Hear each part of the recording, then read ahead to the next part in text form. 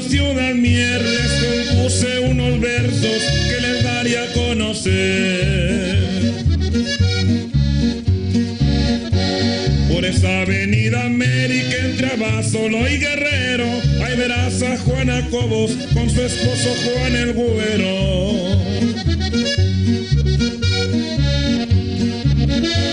Por esa calle Morelos de Cuauhtémoc J. Méndez es en sentido contrario, ten cuidado porque te muerde.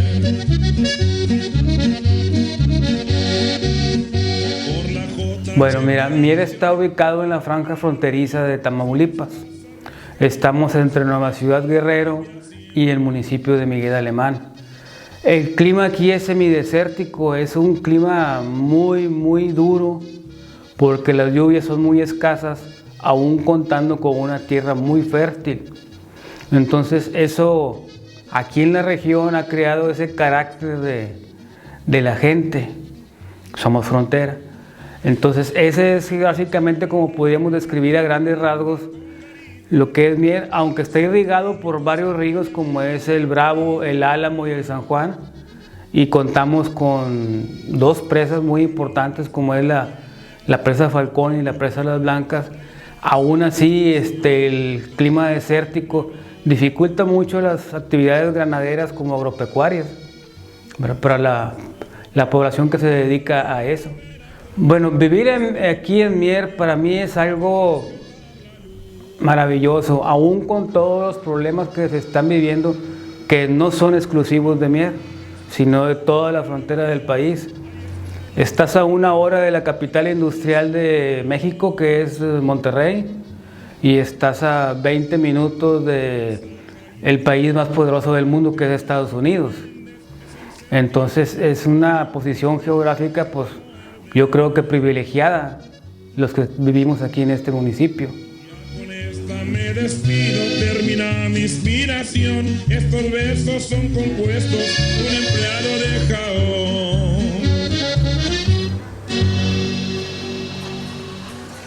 En la década de 1830 se autoproclama independiente los Texas de México, independencia que México no reconoce, obviamente es apoyada por Estados Unidos por debajo de la mesa, y empiezan los conflictos con los filibusteros. Son piratas. No solamente se dio aquí la batalla de 1842, había habido invasiones de filibusteros en otras villas, pero la invasión importante, por decir así, la batalla más formal, se dio aquí el 25 y 26 de diciembre de 1842, la batalla de los frijoles, mal llamada batalla de los frijoles pintos. Muchos dicen que fueron filibusteros, entendiéndose filibustero algo así como un pirata con licencia.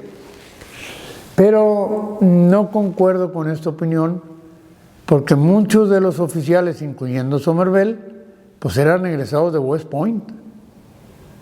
No eran cualquier pirata que les faltaba una pata y un ojo y andaban tuertos ahí. No, eran gente que había sido educada en escuelas militares.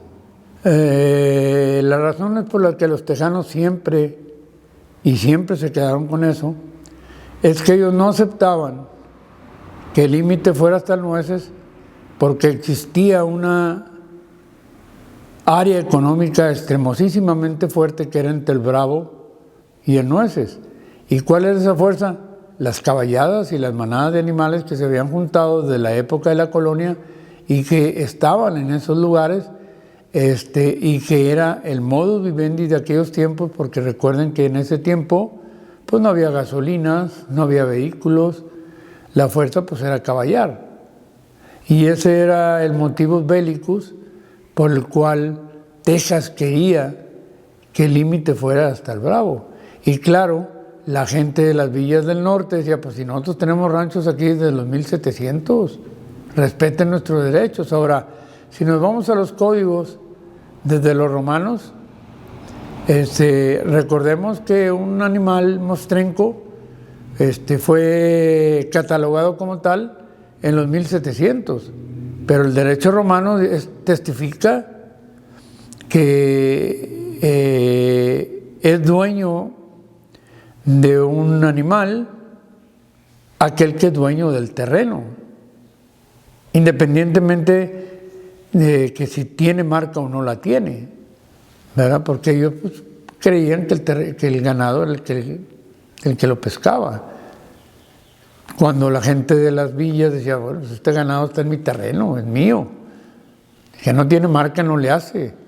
Entonces aquí en el museo pongo una imagen de un mapa en el que Osten, que es el que hace las divisiones, señala que el territorio de la Santander va hasta Las Nueces. Para mí, visto desde un punto de vista legal, es una prueba, confesión plena, de que un líder tejano está reconociendo que el límite es el río Nuez. Los tejanos entraron a toda velocidad disparando sus armas y gritando.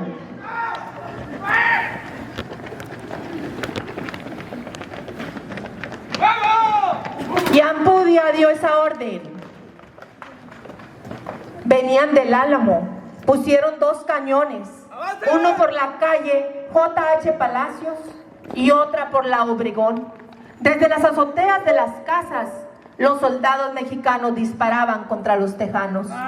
Las calles de Mier se llenaron de olor de pólvora, sonido de balazos y relinchido de caballos que caían heridos.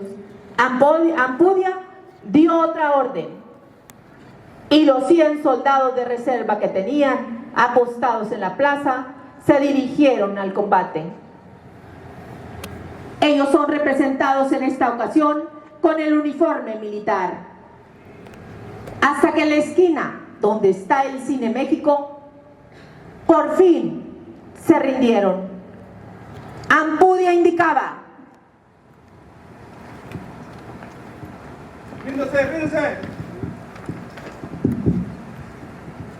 Exigimos la totalidad de su rendición, ya que la batalla ha sido culminado y ustedes tienen la obligación de rendirse. Aceptamos los términos de la rendición y hemos reconocido nuestra vencida. Y la victoria es del Ejército Nacional Mexicano y de este valiente pueblo de Mier. El combate llevaba casi 20 horas, hasta que los tejanos se rindieron. Ampudia podía haber mandado fusilar, pero no lo hizo. Siguió el código militar de honor y respeto al rival. Cabe señalar que fueron capturados 242 prisioneros y fueron llevados a la casa de los tejanos. ¡Avancen!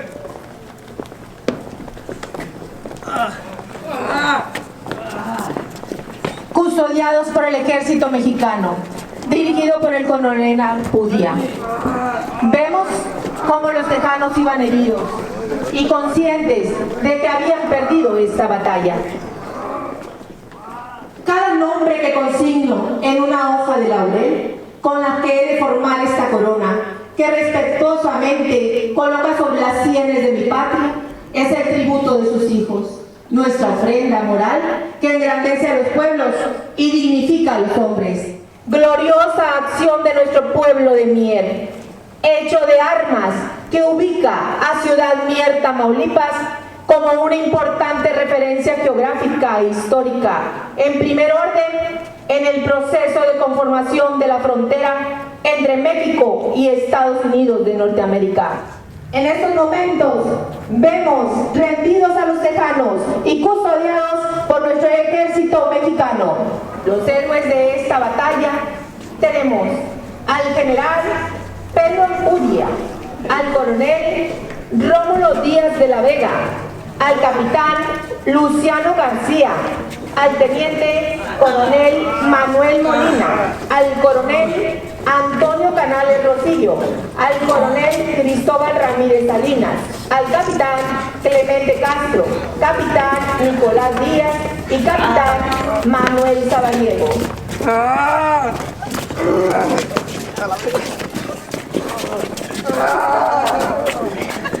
en el edificio consistorial, entregaron sus armas, más de 200 fusiles y carabinas, 55 pistolas y un sinnúmero de sables, cuchillos, armas blancas.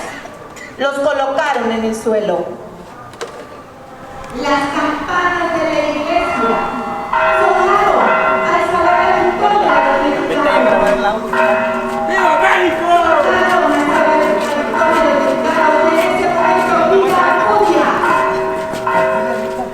¡Viva México! México, por lo que el ejército mexicano se cubrió de gloria y todos juntos gritemos: ¡Viva México! ¡Viva México!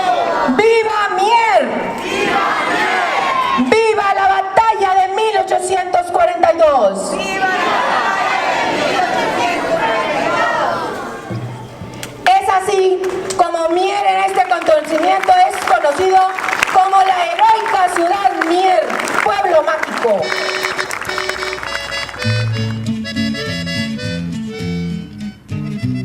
En las casas donde ahora está el Museo de Mier de 1842 y la Casa del Tejano.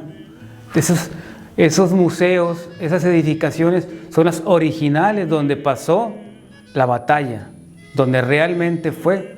Se lograron rescatar, el gobierno las compró y se hicieron este museo y una Casa del Tejano también, ahí donde puede acudir todo el turismo. En la batalla México tuvo la mayor cantidad de bajas que los tejanos. Una de las razones pues, es la tecnología de armas.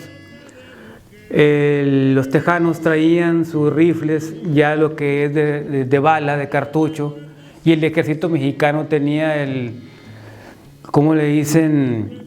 El rifle es el mosquetón, donde tenían que echarle pólvora, comprimir la pólvora, poner la bala y apuntar. Y recordemos que esas noches estaba lloviendo, la pólvora estaba mojada. Entonces, la dificultad de disparar para el soldado mexicano era mucho mayor que el rifle de repetición, por decirlo así, de los tejanos. Esa es una de las causas por las cuales tuvimos mayores bajas. Entonces, en la invasión de 1842, ellos empezaron por la Villa de Laredo, pero al no obtener el botín que querían, atacan Guerrero y tampoco obtienen el botín que querían y vienen para Mier.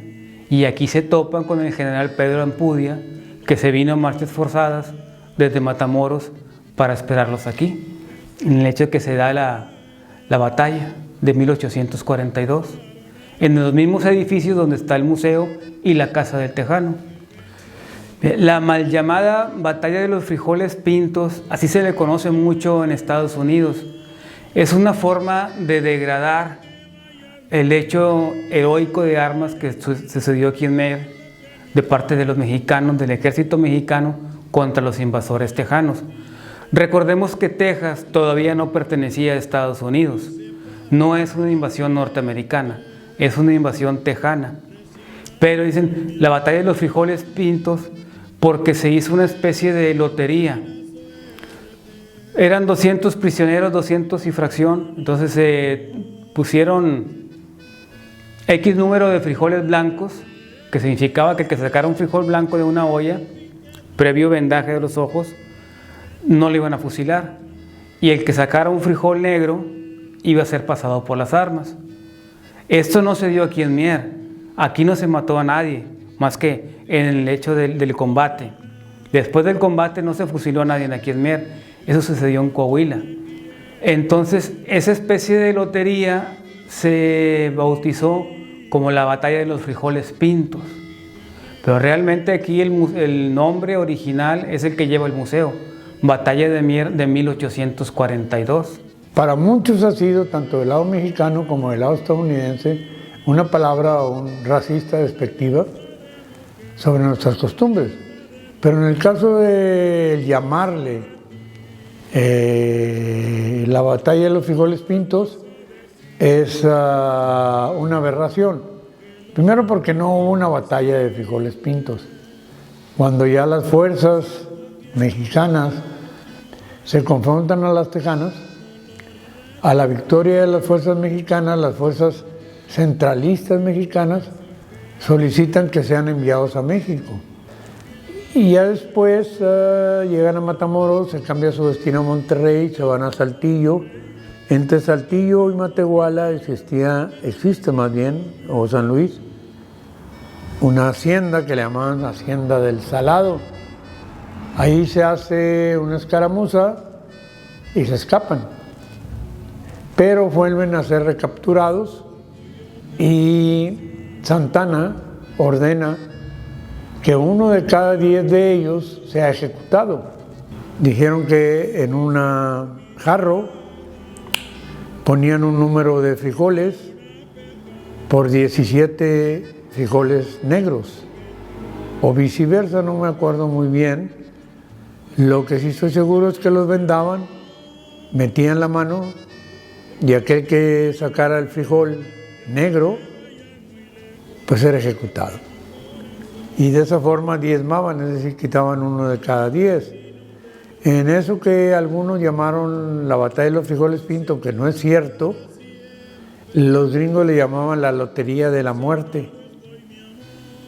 Y me acuerdo mucho la opinión en una biografía de uno de los participantes de la lotería de la muerte, en el que decía que Dios lo había ayudado tanto que le había pedido en el momento del hecho de sacar el frijol, le dijera cómo, ¿verdad? Para no sacar un frijol que lo condenara. Cuando él estaba viendo eso y analizándolo, pidió al Creador pues que le diera una solución al problema que él tenía, a lo cual comprendió, al meter la mano con los ojos vendados, que el frijol pinto era más grande que el frijol negro, por lo cual Dios le dio la oportunidad de sacar un frijol negro. Y de esa forma pues salvó la vida, participando, ¿verdad?, en la lotería de la muerte. Así es, y no fue, y digo yo, que aún los estadounidenses y los tejanos especialmente, la batalla de Mier le llaman ellos The Mier Expedition, la expedición a Mier. O sea, aquí no sucedió nada de eso. Quizás el Instituto Nacional de Antropología e Historia o algún otro instrumento político del gobierno le daría ese nombre para hacerlo más popular, vamos a llamarlo así. En la Hacienda del Salado hay una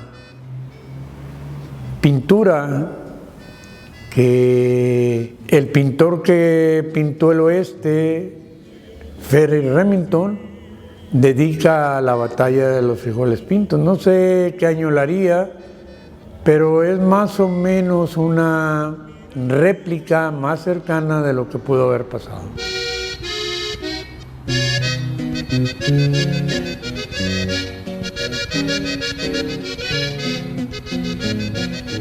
Dice: salve ciudad prócer que te hierves altiva. Tus muros tienen alma, tus piedras tienen vida, y saben muchas cosas que la memoria olvida. Y guardan 1000 leyendas de sucesos extraños que olvidaron los hombres y borraron los años. Dice: por eso de ahí, eso ya es mío.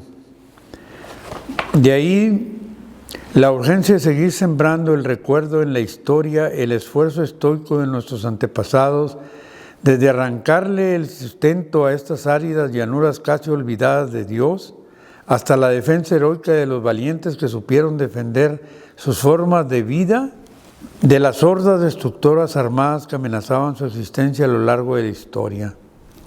Desde los osados guerreros, bravos guerreros indígenas que fundaron este lugar, al parecer con el nombre de Cinepacatli, o bien los bizarros militares de los antiguos reinos, especialmente el del nuevo reino de León. Mas en este caso, motivo de este brevísimo ensayo, es el de evocar los eventos del 25 y 26 de diciembre de 1842, no solo recordando a la República Mexicana o la que antes de Texas o de la corta vida de la República del Río Grande, pero mucho más importante aún, el de honrar con nuestro recuerdo a las heroínas que después de la batalla se atrevieron a curar las heridas de los extranjeros con el mismo amor que a los nacionales, o bien a los osados hombres y mujeres que lucharon aquí en Ciudad Mier, Tamaulipas, México, en estas calles, en estos techos, en estos porches, en estas ventanas, en estas puertas, en estos dinteles, portones, en la iglesia o en las casas que ocuparon, cual trincheras en defensa de lo que en ese tiempo,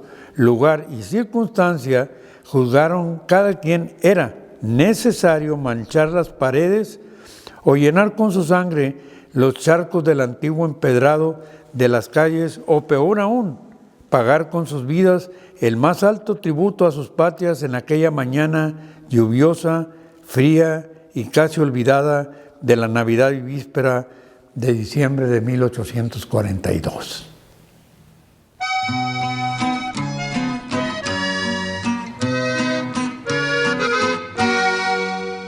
Año de 1700, corriendo el 53.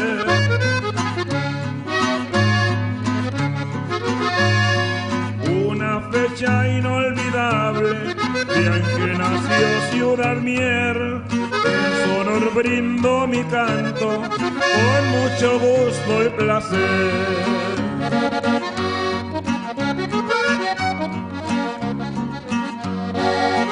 Eres un pueblo chiquito, pero de corazón noble. Tu tradición es hermosa, tus casas, tus callejones, también 3 plazas preciosas, esfuerzo de muchos hombres. De tus tiendas principales, de cosas en general.